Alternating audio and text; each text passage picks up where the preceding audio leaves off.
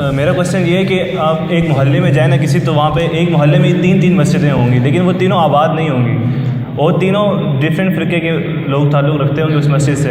और एक फ़िरका कहेगा कि मैं इस मस्जिद में नहीं जाता, इस मौलवी के पीछे मेरी नमाज़ नहीं होगी। तो अब हम ऐसी कौम को कैसे यूनाइट कर सकते हैं जब वो एक कलमा पढ़ने वाले बंदे के पीछे नमाज़ नहीं पढ़ना चाह रही? उसके इसका ईमान ऐसा है कि वो समझ रही है कि ये इस बंदे के पीछे मेरी नमाज़ नहीं होगी, क्योंकि ये भी कलमा गोई है। मतलब देखिए, इस स्टोरी में दो कैरेक्टर्स हैं। आपका नाम क्या है? हारिस। हारिस एक कैरेक्टर है इस स्टोरी में। और मौलवी साहब का नाम क्या है? कोई भी नाम ले लो, असलम साहब है। सीरियसली कहा, प्ले विद द स्टोरी में। सो असलम साहब और हारिस साहब, आपने कहा सर अब आपके सवाल में आपने सिर्फ मेरा जवाब देना जो मैं सवाल पूछूंगा। इस स्टोरी में मसला किसके साथ है, हारिस के साथ या असलम के साथ?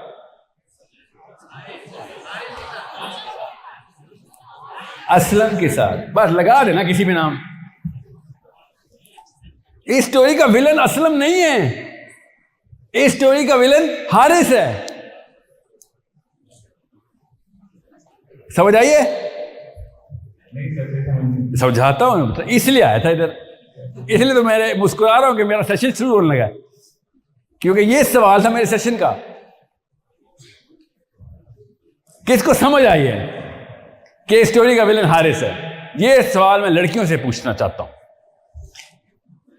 सवाल समझ आ गया ना हारिस का? स्टोरी समझ आ गई है?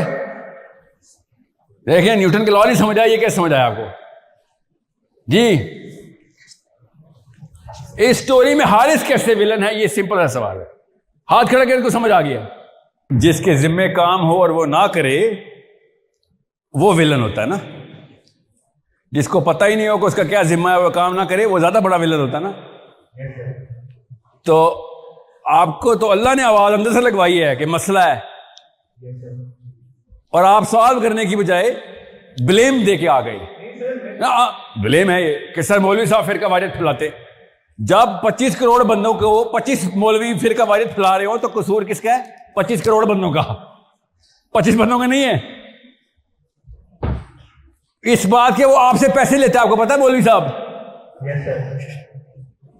मतलब आप पैसे दे के अपने आप को और डीपर विलन में ला रहे हैं। इसका मतलब है आप वो ब्लैक मनी आपका जा रहा है उसके पास। This whole racket is run by you guys. मैं तो जब भी 2 नंबरी देखता हूं तो मैं पूछता हूं इस 2 नंबरी को फाइनेंस कौन कर रहा है? तो पाकिस्तान में फिरका वारियत की 2 नंबरी को फाइनेंस पाकिस्तानी स्टूडेंट्स और यूथ कर रहा है इस वक्त। जैसे आपको 2-3 तरीके थे इनको इस नस, पहले पैसों की नस काट दें, दूसरा बायकॉट कर दें, तीसरा सबसे जो बड़ा काम जो करने वाला था वो ये था कि खुद किताबें पढ़ के बताएं। सर बाहर से नहीं बैठ जाएं। आपको किसी ने कहा है कि मौलवी के पीछे बरेलियों के पीछे नमाज नहीं होती, बताएं किसने बताया? तो कहेगा हाँ जी आला हजरत ने बताया।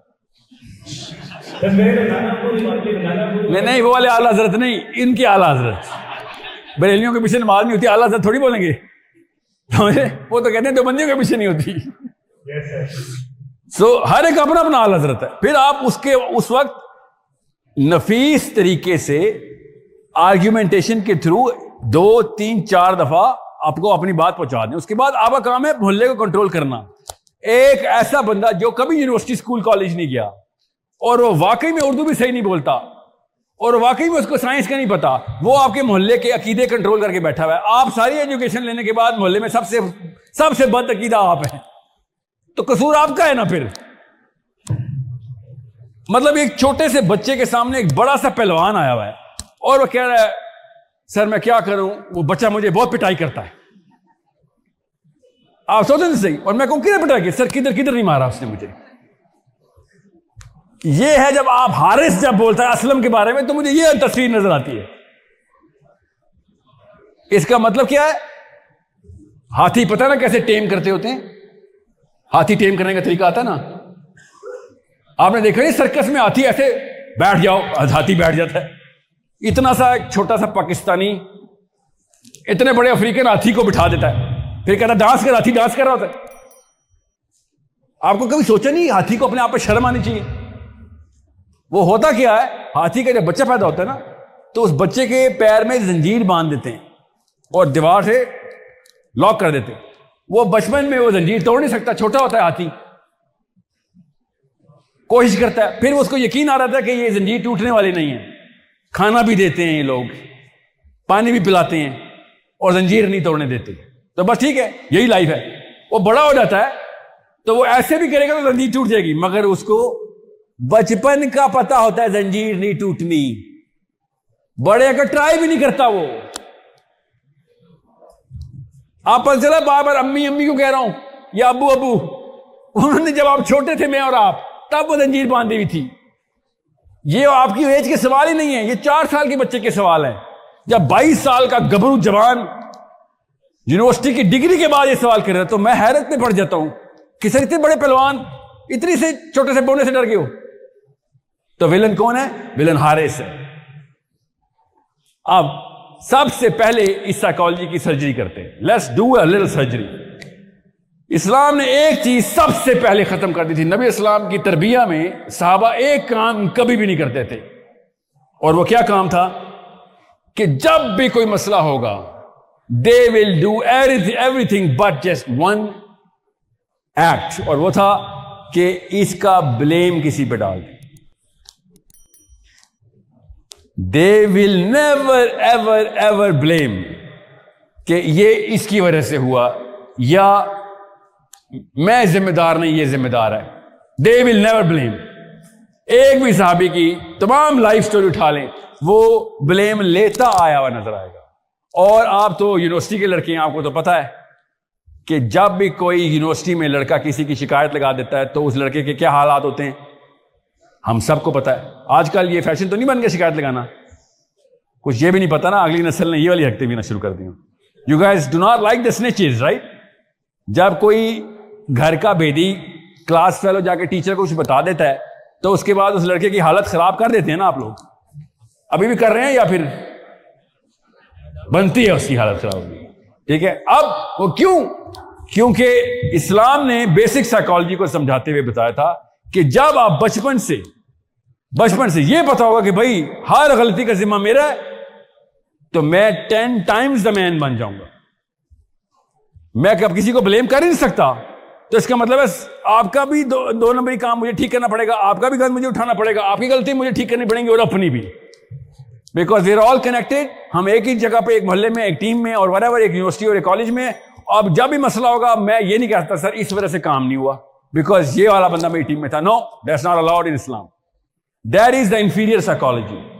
इंफीरियर साइकोलॉजी का बंदा जब भी कोई उसके सर पे काम आता है वो कहता है कि इस वजह से ये काम नहीं होगा, पहले ही एग्जिट डोर ढूंढ रहा होता है। एग्जिट डोर मुसलमान नहीं कभी ढूंढ सकता इस्लाम में। अब भी मैंने आपसे, सादिया ने सवाल किया फलस्तीन के लिए क्या करना चाहिए, हमारा काम है कि नहीं?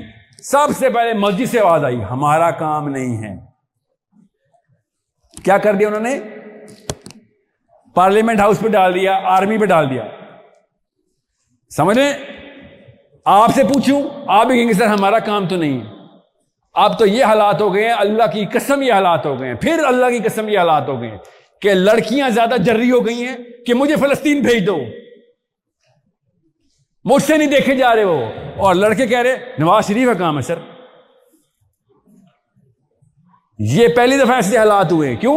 अंदर की फितरा चमक के बाहर आई है कि सर ये तो नहीं हो सकता, क्योंकि वो एम्पैथी की सेंस जो अल्लाह ने खातून को दी होती है वो एम्पैथाइज करी जा रही है बार बार। इस्लाम नहीं बोल रहा, वो याद रखिएगा, वो नेचुरल एम्पैथी बोल रही है। इस्लाम तो बहुत आगे की ताकत दे रहा था आपको, बताऊंगा आपको। पॉइंट ये है अगर हम ये ब्लेमिंग बचपन से करते आएंगे तो फिर तो कभी भी कोई भी नहीं बच सकता। हमारे सामने लोग मर रहे होंगे, उस लड़के ने भी तो ब्लेम दे दिया था ना, अपने से जिम्मा नहीं लिया और अपने अब्बू को पेपर देने चला गया। आपको बताइए वो कहानी। The death of morality happens because when the people who are supposed to tell us the definition of morality do not live up to those definitions, or they change the definitions of morality. That's the death of morality. अब इन्होंने दोनों काम कर दिए।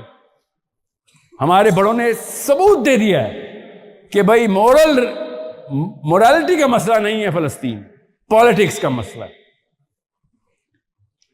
ये सबको पता है इस बात का कि मैं और आप अपने घर में एक भी जुलेखा मेरी बहन या बेटी बीमार होती तो मैं यूनिवर्सिटी ना आता, अस्पताल होता।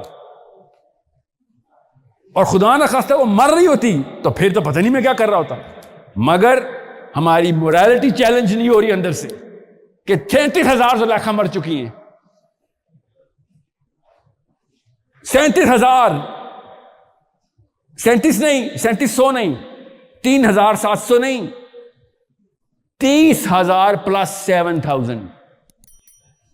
और मुझे फर्क ही नहीं पड़ा। इसका मतलब है मोरालिटी की डेफिनेशन मेरी कहीं पे इंटैक्ट है। जैसे ही इंसान की मोरालिटी की डेफिनेशन टूटती है वो डिप्रेशन में गिर जाता है, वो नाइलिज्म में और दवाइयों के ऊपर आ जाता है। हम में से कोई भी दवाइयों पे नहीं आ रहा, किसी को एग्जिस्टेंशियल क्राइसिस नहीं हो रही, बिकॉज हम किसी ऐसी डेफिनेशन के ऊपर पूरे उतर रहे हैं, किसी ऐसे फिल्म के अंदर हीरो हैं, समझ रहे हैं? इसलिए हारिस विलन आपको अपने आप को विलन करार देना पड़ेगा। शीशे देखने बंद करने पड़ेंगे। शीशे देख के अंदर देखते ही आपको क्या आ जानी चाहिए? अगर आपकी मोरालिटी की डेफिनेशन अली बिन अबी तालिब वाली होती या उमर खत्ताब वाली होती, आप वो किसी भी उस एक्टिविटी में शामिल ना होते, आप किसी और ही लिस्ट ऑफ एक्टिविटीज में शामिल होते, फलस्तीन की वजह से खाली।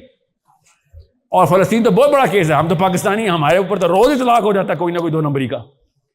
हमें तो आदत है नवाज शरीफों के जरदारियों की। We should have been mobilized 1,000,000 times more. So this is the problem that Haris, you better start solving. Determine yourself as a villain. और लड़कियां स्पेशली सुन लें, ये आप अपने आप को ऐसी फिल्म का हीरो अपनी नानी की वजह से बनाती आई हैं कि जिस फिल्म में हीरो की रोज पिटाई होती है और वो समझती है पिटाई खाने वाली लड़की हीरोइन होती है। इसलिए आपकी अम्मी हमेशा आपकी पुप्पी को और आपकी दादी को ब्लेम करती आई। और आपने ये नहीं कहा कि अम्मी जी वो तो जो भी थी जो थी, आपने क्यों नहीं किया? क्या करती, तेरे नाना जो थे ना उन्होंने मुझे वापस थोड़ी लेके जाना था। फिर नाना पे ब्लेम, यू सी। तो फिर आप भी फिर ढूंढने कोई ना कोई नाना जो अपनी बेटी को कहानी सुनाना। और आपके पास तो ये बहाना नहीं था ना, आपके पास बहाने डायरेक्ट नवाज शरीफ से आते हैं, जनरल आसिम मुनीर से आते हैं आपके बहाने कि ये नहीं कर रहे, मुफ्ती तकी उस्मानी नहीं कर रहे, अहले हदीस की स्कॉलरशिप नहीं कर रहे, मैं कौन किस खेत की मूली हूं? See diverting it.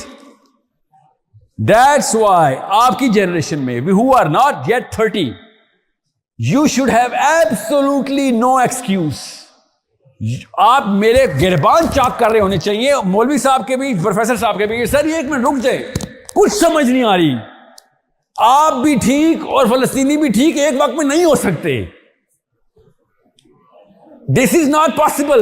फिर मुझे हर 2 नंबरी अलाउ करें, फिर मुझे ये ना कहें कि चोरी करना गुनाह है, फ्रॉड करना गुनाह है। ये अगर बड़ी वाली 2 नंबरी अलाउ है तो छोटी 2 नंबरी पे क्यों आप कदगन लगा रहे हैं? I am suppose to kill but I am not suppose to steal. ये कौन सी दुनिया के असूल हैं कि मर्डर अलाउ है, चोरी अलाउ नहीं है? मैस मर्डर अलाउ है 37,000 का, मगर जना अलाउ नहीं है। ये किस किस्म की कंफ्यूजन है? इसलिए अगली सारी नस्ल हर छोटा गुनाह करेगी। छोटा किससे? मैस मर्डर से। आप करेंगे, मैं अभी गारंटी दे रहा हूं, आप करेंगे, जस्टिफाई करेंगे आप। सोचें, आपकी बीवियां हर गलत काम करेंगे और आपके शोहर हर गलत काम करेंगे। क्यों? मोरालिटी मर रही है। एक नस्ल नहीं, 1 साल के अंदर ये वाकया होता है। एक नस्ल तो 50-50 साल में लगती है। सो get ready, get ready when your husbands are going to cheat on you every single day, and get ready when your wives are going to do that, your daughters and your sons are going to do that. आप समझ ही नहीं रहे कितना बड़ा मसला है ये। और इसका सोल्यूशन बाबे ने नहीं करना, अल्लाह की कसम बाबे ने नहीं करना। इसलिए नहीं कि वो बुरा आदमी है, बाबा कर नहीं सकता, उसकी एनर्जी खत्म हो चुकी होती है और एनर्जी चाहिए होती है चैलेंज के लिए। क्योंकि असलम साहब से कहना आसान है, अगले दिन दोबारा जाना मुश्किल है। हारिस वो सिर्फ आप कर सकते हैं, और आपको बता ही नहीं है कि आप हाथी हैं, आपको कोई बता ही नहीं रहा आप हाथी है। मैं इसलिए बता रहा हूं कि भाई आप हाथी, इस्लाम अल्लाह ने आपको हाथी बनाया है। 40-50 साल के बाद हाथी से दुम्बे का सफर बड़ी जल्दी करेंगे आप। देख लें दुम्बे पार्लियामेंट हाउस में भरे में हमने, इसलिए बार बार दुम्बा बोल रहा हूं ताकि जीएचक्यू के अंदर भी एनर्जी आए कि शाबाश, लायंस एंड लैम्स अब क्रिटिकल डिफरेंस। दोनों की 4 टांगे होती है, 2 आंखें होती हैं, क्रिटिकल डिफरेंस होता है, शाबाश। अगर पार्लियामेंट हाउस आर्मी साहब जनरल साहब आप पे प्रेशर नहीं डाल रही थी तो आप खुद इन पे प्रेशर डाल देते। इस्लाम पे कॉम्प्रोमाइज नहीं है जी। सर मेरा आपसे क्वेश्चन है कि हम एज अ मुस्लिम अपने अंदर क्रिटिकल थिंकिंग कैसे डेवलप कर सकते हैं?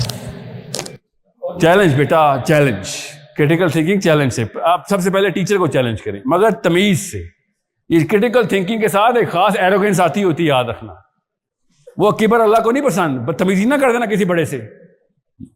ये मैं फिर बता दूं, बड़े को अल्लाह ने तुमसे पहले पैदा किया, अल्लाह के यहाँ तुक्के नहीं है, आपको पहले पैदा कर सकते थे। ये डिसीजन आपका नहीं, अल्लाह का था कि वो पहले पैदा हुआ है, तो तमीज आप करेंगे, वो नहीं। अगर वो दो चार लगा भी देना बड़े आपको, अपनी गैरत ना लाइन पे ले आया करें। बड़ों से मार खाना, पिटाई करना कोई बड़ी बात नहीं होती, मगर चैलेंज करना छोटे का काम होता है। अब मैं बड़ा हूं तो मेरा काम था आपके हर सवाल का जवाब देना, वरना मैं नाअहल हूं। आपके सामने अगर मैं शो मार रहा हूं और आपको थप्पड़ लगा के आपके सवाल चुप करा रहा हूं तो मैं किबर कर रहा हूं। यह किबर मेरा है। आप मुतकबर ना हो और ना मैं मुतकबर हूं। बड़े भी मुतकबर ना हो और छोटे भी ना हो। छोटे कैसे होंगे? बदतमीजी करके। स्पेशली अपने अम्मा और अब्बा को चैलेंज कर बेटा, और अब्बा और अम्मा के पैरों को चैलेंज किया जाता है। इतनी छोटी औकात है हमारी अपने माँ बाप के सामने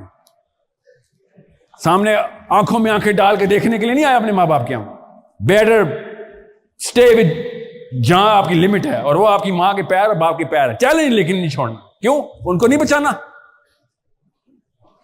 सबसे पहले उनको बचाना है, वरना जहालत में। मैं फिर बता दूं, मुझे तो लगता है पुलिस सराहत पे पाकिस्तानियों का सेपरेट कोटा होगा। रुक जाओ, पहले इनको गिर जाने दो, ये ना साथ लेके बाकी कौमों को भी फेंक दें। और आंटियों ने दुपट्टे बांधे, उन्हें सबको खींच रही उन्हें। तो माँ बाप को बचा बेटा।